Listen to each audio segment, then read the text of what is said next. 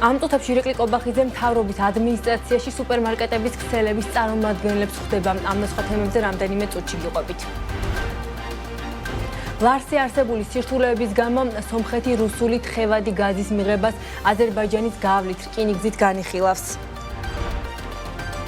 რუსთავის ფოლადი არმატურის ბიზნესის გაყიდვას უახლოესი რამდენიმე თვის განმავლობაში არ გეგმავს, თუმცა იგორ კორიტკო ამბობს, რომ ამ ბიზნესის გაყიდვაზე კვლავ ფიქრობენ. საგზაო მოძრაობის წესების დარღვევისთვის ბიუჯეტში რეკორდული 277 მილიონის ჯარიმები შევიდა. აღნიშნული მაჩვენებელი წლიურად 59 მილიონი ლარით არის გაზრდილი.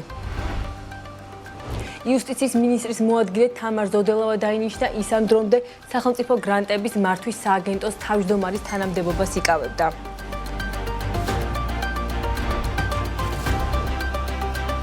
მოგესალმებით, საქმის კურსი პირდაპირ ეთერში აგრძელებს მუშაობას. მე ნუცა შუბაშვილი ვარ და ეკონომიკის და ბიზნესის სიახლეების შესახებ გიყვებით. ამ წუთებში მთავრობის ადმინისტრაციაში ირაკლი კობახიძე სუპერმარკეტების ქსელების წარმომადგენლებს ხვდება. შეხვედრის დაწყებამდე კომენტარები არ გაკეთებულა. როგორც ცნობილია, გუშინ ოცნების მთავრობაში ფასების სამთავრობო საკოორდინაციო კომისიის პირველი სხდომა გაიმართა, სადაც დაანონსდა, რომ შეხვედრები გაიმართება მწარმოებლებთან, საცალო ვაჭრობის ქსელებისა და სადისტრიბუციო კომპანიების წარმომადგენლებთან, ასევე ადგილზე ეკა გაზდელიანი იმყოფება, რომელიც უფრო მეტ დეტალს გაგვიზიარებს პირდაპირ ეთერში. ეკა, მოგესალმებით და გისმენ, თუ გაქვს უფრო მეტი ინფორმაცია, ვინ ესწრება ამ შეხვედრას და რა თემებზე მიმდინარეობს საუბარი? მოგესალმებით, ნუცა, უკვე საათნახევარი, რაც მიმდინარეობს შეხვედრა მთავრობის ადმინისტრაციაში, რომელიც ახურულ კარს მიღება მიმდინარეობს. ეს შეხვედრა 14 საათზე იყო ჩანიშნული და სავარაუდოდ ეს უკავშირდება სწორედ ეგრეთ წოდებული ფასების კომისიის მუშაობას.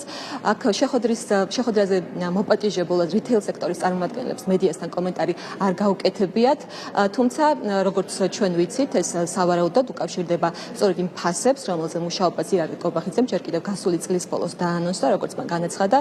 სურსათზე მაღალი ფასები გამოწვეულია რითეილ სექტორის და დისტრიბუციის მაღალი ფასებით, რაც გარკვეულ კითხვის ნიშნებს აჩენს და საჭიროა ამ საკითხის შესწავლა. მან ასევე სამართალდამცავ უწყებებსაც მოუწოდა, რომ შესაძლო სისხლის სამართლის დანაშაულის ნიშნები შეისწავლონ ამ საკითხში.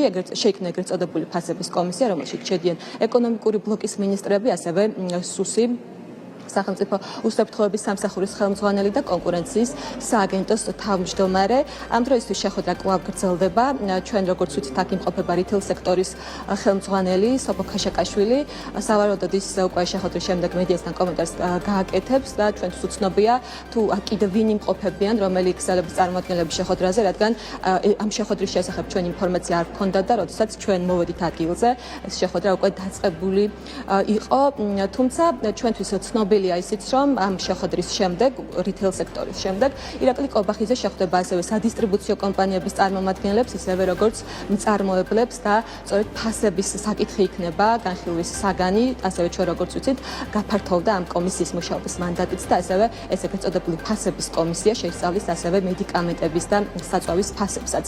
როგორც კომისიის წარმომადგენლებმა გუშინ პირველი შეხვედრის შემდეგ განაცხადეს, ფასების კომისია პირველ შედეგებს უკვე აპრილის ბოლოს დადებს და ეცნობება საზოგადოებას თუ რა შედეგებს მიაღწია ფასებთან დაკავშირებით ეგრეთ წოდებულმა ფასების კომისიამ, რომელიც ირაკლი კობახიძის ხელმძღვანელობით მუშაობს. მადლობა ეკა, ეს ეკა გაზდელიანი იყო, რომელიც გვერდთვებოდა საქართველოს მთავრობის ადმინისტრაციიდან, სადაც როგორც ცნობილი არის სუპერმარკეტების ქსელების წარმომადგენლებთან ირაკლი კობახიძე და ასევე ეგრეთ წოდებული ფასების კომისიის წარმომადგენლები შეხვედრას მართავენ. ამ საკითხს ჩვენ ცოტა მოგვიანებით ისევ დავუბრუნდებით. ახლა კითხვის სხვა ამბები. 2025 წელს საქართველოს ტურიზმიდან 4 მილიარდ 690 მილიონი დოლარის შემოსავალი მიიღო, რაც წლიურად 6%-ით გაზრდილი მაჩვენებელი. 2025 წლის მეოთხე კვარტალში კი მოგზაურობიდან მიღებული შემოსავლები 9.2%-ით გაიზარდა და მილიარდ 52 მილიონი დოლარი შეადგინა. საქართველოს ყველაზე მეტი შემოსავალი რუსეთიდან მიიღო 694 მილიონი დოლარი, კლება 18%-ია, მეორე ადგილზე თურქეთი 606 მილიონი დოლარი, წლიურ ჭრილში კლება 1%-ს შეადგენს. ეკონომიკის სამინისტროს თანახმად 2025 წელს მნიშვნელოვნად გაიზარდა ტურიზმიდან მიღებული შემოსავლები ისრაელიდან დაახლოებით მატება 34%-ია,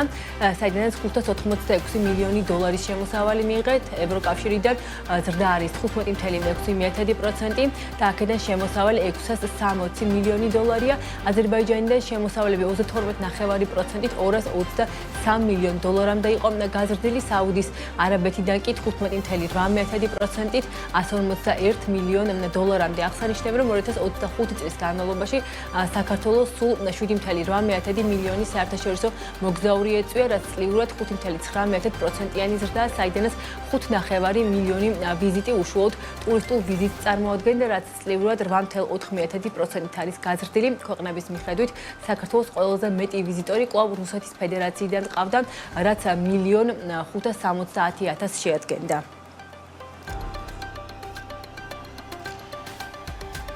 რუსთავის ფოლადი უგუნაკერო მილების წარმოების 30-40%-იან ზრდას გეგმავს, რისთვისაც 2026 წლიდან ახალ საინვესტიციო პროექტს იწყებს. რამდენიმე წლიანი პროექტის ჯამური ბიუჯეტი 5-დან 10 მილიონ დოლარამდე იქნება. ინვესტიციის ნაწილი წარმოების ხარისხის გაზრდას და შიდა კონტროლზე იქნება მიმართული, როგორც რუსთავის ფოლადის დირექტორმა იგორ კორიტკომ გადაცემა ქალების ნარატივში სტუმრობისას განაცხადა, დღეისთვის უნაკერო მილების ბიზნესის მიმართულება საკმაოდ პერსპექტიული არის. კორიტკოს თქმით, 2024 წელს უნაკერო მილების წარმოება 300%-ით, ხოლო 2025 წელს 15%-ით გაიზარდა. აღსანიშნავია, რომ უნაკერო მილები თითქმის სრულად ექსპორტზე გადის. რუსთავის ფოლადმა 2025 წელს 33,000 ტონა უნაკერო მილი გაყიდა. ქართული პროდუქციისთვის ორი მთავარი ბაზარია ამერიკის შეერთებული შტატები და ევროკავშირის ქვეყნები.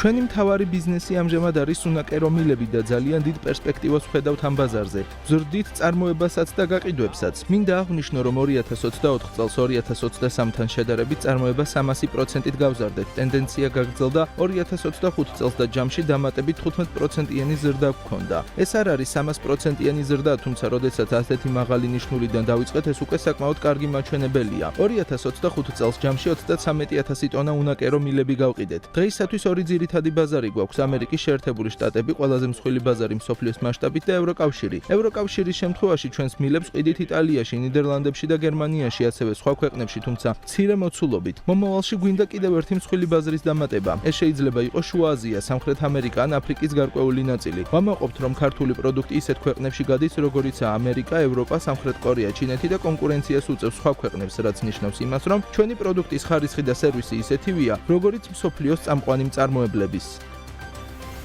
თბილისში დეზერტირების ბაზრობის ტერიტორიაზე ახალი სავაჭრო ცენტრის მშენებლობა სავარაუდოდ მიმდინარე წლის მეორე ნახევარში დაიწყება. ამის შესახებ გადაცემა ქალების ნარატივში CBS ჯგუფის ფინანსურმა დირექტორმა თამარ გახარიამ განაცხადა. გახარიას თქმით, ამ დროისთვის პროექტის საინვესტიციო ღირებულება 30 მილიონ დოლარს შეადგენს, თუმცა მისი მოცულობა შესაძლოა გაიზარდოს. ცნობისთვის ახალი სავაჭრო ცენტრის პროექტს დეზერტირების ბაზრობის ტერიტორიაზე შეპს თბილისი მოლი განახორციელებს, რომელიც CBS ჯგუფის კომპანიაა. შევათანხმეთ პროექტი, რომელიც გულისხმობს არსებული დეზერტირების ბაზრის, ასე ვთქვათ, სრულიად კონცეფციის შეცვლას, რაც გულისხმობს თანამედროვე სავაჭრო ცენტრის მშენებლობას, რაც დადებითად იმოქმედებს როგორც იქაუ რაიონზე, ასე ვთქვათ, და გაუმჯობესებს როგორც ასე ვთქვათ, იმ რაიონის მიზიდულობის ცენტრ შექმნის და ასევე რა თქმა უნდა ეს დადებითად აისახება იქ მაცხოვრებლებისათვის და უძრავ ქონების ფასებზეც ივნისის თვიდან უფრო, როდესაც მშენებლობისთვის და ასე შემდეგ უფრო მისაღები არის გარემო პირობები. ვფიქრობთ, რომ ამ დროისათვის უკვე პროექტის განხორციელებისათვის ხელშესახები ნაბიჯები გადადგმული გვექნება. აჭარბებს 30 მილიონ დოლარს და დამოკიდებულია იმაზე, თუ როდის დავიწყებთ პროექტს, იმიტომ რომ იცვლება ეს ცვლადებიც, ანუ რაც დამოკიდებული ჩვენზე არ არის, იცვლებას და შესაბამისად შესაძლებელია გაიზარდოს პროექტის ღირებულებაც. საქართველოს ასაფრენი აპარატების და საფრენი აპარატების ნაწილების ექსპორტი მკვეთრად გაიზარდა. საქსტატის მონაცემებით 2025 წელს საქართველოსთან ადგილობრივი ექსპორტის სახით 7 მილიონი დოლარის საფრენი აპარატები და 13 მილიონ 400 დოლარის საფრენი აპარატების ნაწილები გავიდა, მაშინ როდესაც 2024 წლის ამავე პერიოდში საფრენი აპარატების ექსპორტი დაახლოებით 9 მილიონ დოლარს, ხოლო საფრენი აპარატების ნაწილების ექსპორტი 5.8 მილიონ დოლარს შეადგენდა. რეექსპორტის ჩათვლით გასულ წელს საექსპორტო ბაზრებზე 20 მილიონ 400,000 დოლარის ღირებულების საფრენი აპარატების მიწოდება მოხდა 2024 წელს კი ეს მაჩვენებელი 12 მილიონი დოლარი იყო, რაც შეეხება საფრენი აპარატების ნაწილების ექსპორტს, ის 17 მილიონს აღემატებოდა, როგორც რამდენიმე დღის წინ საავიაციო ნაწილების მწარმოებელი ქარხნის აეროსტრუქტურების ტექნოლოგიების ციკლონის ფინანსურმა დირექტორმა მიხეილ ბეგიაშვილმა BMG-ს განუცხადა, არსებული გეგმით 2026 წელს საქართველოში წარმოებული თვითმფრინავის ნაწილების გაყიდვები რეკორდულ 23 მილიონ დოლარამდე გაიზრდება.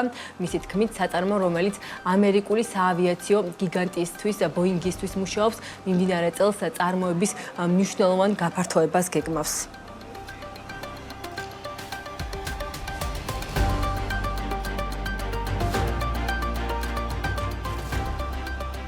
ფინანსთა სამინისტროს ხაზინის მიერ გამოქვეყნებული ანგარიშის თანახმად 2025 წლის განმავლობაში ფიზიკურმა პირებმა ქონების გადასახადის სახით 121 მილიონი ლარი გადაიხადეს. ეს წლიურად 30%, ანუ 28 მილიონ 300,000 ლარით გაზრდილი მაჩვენებელია. ქონების გადასახადს იხდიან მოქალაქეები, თუკი მათი ან მათთან მუდმივად მცხოვრები ოჯახის დასაბეგრის შემოსავალი 40,000 ლარს აღემატება. ქონების გადასახადი კომპონენტების მიხედვით ასე ნაწილდება: ფიზიკური პირების ქონების გადასახადი 84 მილიონ 73,000 ლარი სასოფლო-სამეურნეო მიწაზე, ფიზიკური პირების ქონების გადასახადი 22 მილიონ 303,000 ლარი არასასოფლო-სამეურნეო მიწაზე, ფიზიკური პირების ქონების გადასახადი 12 მილიონ 409,000 ლარი. ანგარიში არაა მითითებული სულ რამდენმა ადამიანმა შეავსო გასულ წელს ქონებრივი დეკლარაცია და რამდენმა გადაიხადა გადასახადი.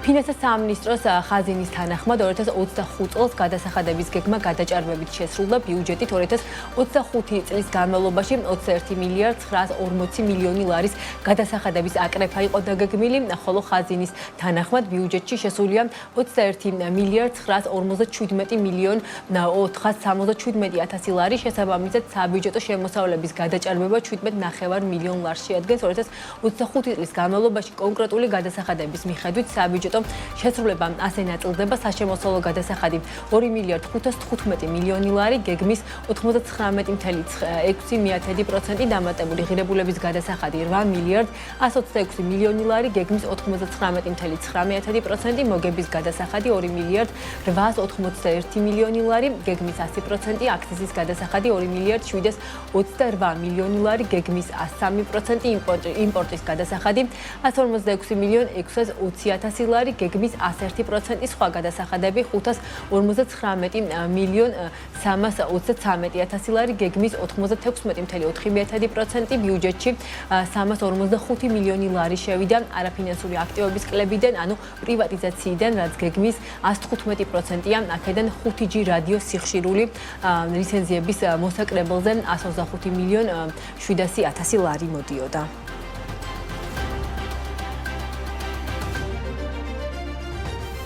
ტრაილერების გატარებით კი ბიუჯეტში მიღებული შემოსავალი მესამე წელია მცირდება. სახელმწიფო ხაზინის მონაცემებით გასულ წელს ბიუჯეტში გზად სარგებლობის გადასახადიდან 171 მილიონი ლარის მობილიზება მოხდა, რაც წლიურად 8,1 მილიონით, ანუ 4,5%-ით შემცირებული მაჩვენებელია. აღსანიშნავია, რომ გზების სარგებლობისთვის ტრაილერების გადახდილი გადასახადი რეკორდული 2023 წელს იყო და 182 მილიონს აღწევდა, რაც 2024 წელს 179 მილიონამდე, 2025 წელს კი 171 მილიონამდე შემცირდა. აღსანიშნავია, რომ თვითონ ტრაილერი საქართველოს გზებით სარგებლობისთვის 350 ლარს იხდის, შესაბამისად გამოდის, რომ 2025 წელს საქართველოს გზებით 489,391 საერთაშორისო სატვირთო ავტომობილმა ისარგებლა, 2024 წელს ტრაილერების რაოდენობა 512,665 შეადგენდა, რაც შეეხება მხოლოდ დეკემბრის მონაცემებს. 2025 წლის დეკემბერში 45,319 ტრაილერის გატარება მოხდა 2024 წელს არსებული 42,703 ტრაილერის შემდეგ.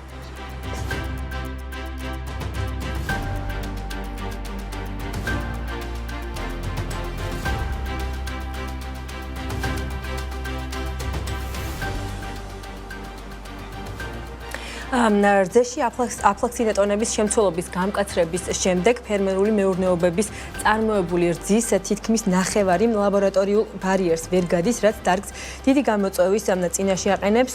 რძის პროდუქტების მწარმოებელთა ასოციაცია BMG-სთან აცხადებს, რომ შედეგად ქვეყანაში წარმოებული ნედლი რძის 45% განადგურებას ექვემდებარება. აფლაქსინატონების საკითხი გარემოს დაცვისა და სოფლის მეურნეობის სამინისტროსა და რძის სექტორის წარმომადგენლებს შორის გამართულ შეხვედრაზე განიხილეს, რომელიც კერძო სექტორის ინიციატივით გაიმართა. რა სიტყვები მწარმოებლები და რატომ ვერ აკმაყოფილებს რძის ინდუსტრია ევროპულ სტანდარტს? გიტოვებთ ეკა გაზდელიან სიუჟეტს. საქმის კურსის გამოშვება კი ამით დასრულებულია. ინდუსტრიული რძის წარმოების თითქმის 40-45% ლაბორატორიულ შემოწმებას ვერ გადის. რძის მწარმოებელთა ასოციაციის ცნობით, იმ პირობებში, როდესაც საქართველოში წლიურად დაახლოებით 50 მილიონი ლიტრი ინდუსტრიული რძე იწარმოება, 20 მილიონ litrზე მეტი პროდუქტი ფერმერებს უკან უბრუნდებათ ან იხურება. ეს კი მას შემდეგ ხდება, რაც 2024 წელს რძეში ალფა-ტოქსინების შემცველობა გამკაცრდა და ზედაზღვარი 0,5 მიკროგრამიდან 0,5 მიკროგრამზე ჩამოვიდა. ეს ევროპული სტანდარტია, რომლისთვისაც როგორც რძის მწარმოებელთა ასოციაციაში აცხადებენ, ქართული ნიადაგის საკვები ბაზა და საწყობები ჯერ მზად არ აღმოჩნდა. ამან გამოავლინა ის, რომ სექტორი და ზოგადად ქვეყანა არ აღმოჩნდა მზად ამ გამოწვევისათვის და ამ კონტროლის მექანიზმების სრულყოფილად დანერგისათვის. ის აფლატოქსინი, რომელსაც მე აღმოაჩენს ხოლმე ნედლზეში რესურსების ეროვნული სააგენტო და ლაბორატორია, მოდის სწორედ საკვებიდან. ეს ეხება როგორც სიმინდს, ნათხალნედლს, ქერს და ხორბალს და შემდეგ, ასე ვთქვათ, იმპორტირებულ საკვებს პირუტყვისათვის. საჭიროდ ჩავთვალეთ ორივე ასოციაციამ, რომ მიგვემართა სამინისტროსთვის და თხოვნით, რომ ეს ნიშნული ყოფილიყო 0.5 და ეს მაჩვენებლები არანაირად საზიანო არ არის პირველ რიგში ადამიანის ჯანმრთელობისთვის, თუნდაც რამდენიმე წლით და აქ საუბარია ბავშვთა მკვებაზე და ბავშვთა მკვება 0.5-ზე დარჩეს, ეს იქნება კარგი ნაბიჯი იმისთვის, რომ ადგილობრივ ფერმერებს არ შეექმნას პრობლემა. ბიზნესის შეფასებით ევროკავშირთან ასოცირების ხელშეკრულებით ნაკისრი ვალდებულებების შესრულება და სტანდარტების გამკაცრება აუცილებელია, თუმცა პროცესის ფორსირებულმა ხასიათმა დარგი დარტყმის ქვეშ დააყენა, რადგან დარღვევები, რომლებსაც ლაბორატორია პოულობს, ხშირად მინიმალური 0,6 მიასედი ან 0,7 მიასედი მიკროგრამის ფარგლებშია. თუმცა კანონმდებლობით ასეთი რძე განადგურებას ექვემდებარება. დარგის წარმომადგენლები აცხადებენ, რომ ეს პროცესი პირდაპირ აზარალებს როგორც ადგილობრივ წარმოებას, ისე მომხმარებელსაც. რძის დეფიციტის შესავსებად საწარმოები იძულებულნი ხდებიან გაზარდონ რძის ფხვნილის იმპორტი, რაც ქართული ნედლი რძის განვითარების პერსპექტივას კლავს. ევროკავშირს თუ შევედრებით, ჩვენ ისინი ძალიან დიდი ხნის განმავლობაში მიდიოდნენ აქეთკენ და იქ თქვათ ლოჯისტიკურად, ინფრასტრუქტურულად, ტექნოლოგიური თვალსაზრისით და კონტროლის მექანიზმების თვალსაზრისით იმ ეტაპზე არიან, რომ მათ ძალუთ, რომ ეს ყველაფერი გააკონტროლონ და ჩვენ სამწუხაროდ ჯერჯერობით არ ვართ ჩვენ ინფრასტრუქტურულად მომზადებული ისე, რომ ეს ყველაფერი გავაკონტროლოთ, ამიტომ ეს დარგს ფაქტობრივად შეიძლება ამას შეიძლება დარგი განადგურების პირადაც კი მიიყვანოს. ამიტომ ჩვენ განსაცდელი გვაქვს, ან უნდა რაღაცნაირად მოვერგოთ სიტუაციას, შევეგუოთ იმას, რაც ხდება ქვეყანაში და ამას შეიძლება გამოიწვიოს ის, რომ თქვათ უფრო იმპორტირებული პროდუქცია გაბატონდება ჩვენს ქვეყანაში, ან იმაზე ვიფიქროთ, რომ რაღაცნაირად საწყის ეტაპზე ყოველ შემთხვევაში რამოდენიმე რაღაცა პერიოდის განმავლობაში ნელ-ნელა ნაბიჯ-ნაბიჯ განახორციელოთ ეს ცვლილებები. თვითონ ეს აფლატოქსინი B1 შეიძლება წამოვიდეს მინდვრიდან, თვითონ იყოს მარცვლეულშიც, აგრეთვე შემოტანილ შროტების ნაწილშიც ფიქსირდება, ამიტომ აქ არის მთლიანი ჯაჭვი, როგორც მოსავალი, აგრეთვე შენახვის პირობები. ზოგადად იცით, რომ ჩვენ ახლა ევროკავშირს ვერ შევედრებით, იმიტომ რომ იქ არის დიდი დაფინანსებები, სუბსიდირება. რძის მწარმოებლების სურვილია სექტორს გარდამავალი პერიოდი მიეცეს და გარკვეულ ეტაპამდე დარგი ძველნიშნულს ალფა-ტოქსინების 0,5 მიკროგრამიან მაჩვენებელს დაუბრუნდეს, რაც სექტორის წარმომადგენლების განმარტებით კოდექს ალიმენტარიუსის მიხედვით ადამიანის ჯანმრთელობისთვის საფრთხეს არ წარმოადგენს და დღემდე მოქმედებს ისეთ ქვეყნებში, როგორიც ამერიკის შეერთებული შტატები და იაპონია. ეს საკითხი გარემოს დაცვისა და სოფლის მეურნეობის სამინისტროსა და რძის სექტორის წარმომადგენლების შეხვედრაზე განიხილეს. დარგის განვითარებისთვის და იგივე ადამიანის ჯანმრთელობაზე, რომელიც არანაირ გავლენას არ მოახდენს, თუნდაც რამოდენიმე წლით მოხდეს ამის დაბრუნება იმ ნიშნულზე, რაც არის წამყვან ქვეყნებში, გარდა ევროკავშირისა და დანარჩენ ქვეყნებში და ამას მიყვება ანვით მთელი შეუწყოთ ადგილობრივი წარმოების განვითარებას, რაც არის სასურსათო უსაფრთხოების საფუძველი, ასე ვთქვათ. ჩვენ ქონდა რამოდენიმე საკითხი მიმდინარე გასავლელი იმ გამოწვევებთან დაკავშირებით, რომელიც დღეს მდგომარეობით არის ბაზარზე და ამ სექტორში ზოგადად და ასევე ვისაუბრეთ იმ სამომავლო გეგმებზე, რომელიც მიმდინარე წლიდან იქნება ჩაშვებული გარემოსდაცვისა და სოფლის მეურნეობის სამინისტროს მხრიდან და დაიხმარება როგორც ადგილობრივ სექტორს, ასევე საბოლოო მომხმარებლის ინფორმირების კუთხით იქნება წინ გადადგმული ნაბიჯები. სექტორის კიდევ ერთი სურვილი არალეგალური წარმოების კონტროლის გამკაცრება და ნედლირწის წარმოების ახალისება იყო. შეხვედრაზე ითქვა, რომ უახლოეს პერიოდში სამუშაო ჯგუფი შეიქმნება, რომელიც ალფატოქსინების საკითხზე გადაწყვეტილება შეიმუშავებს. დარგის წარმომადგენლები სამინისტროსთან მომდევნო სამუშაო შეხვედრის გამართვასაც ელოდებიან და იმედოვნებენ, რომ სახელმწიფო მათ არგუმენტებს გაიზიარებს.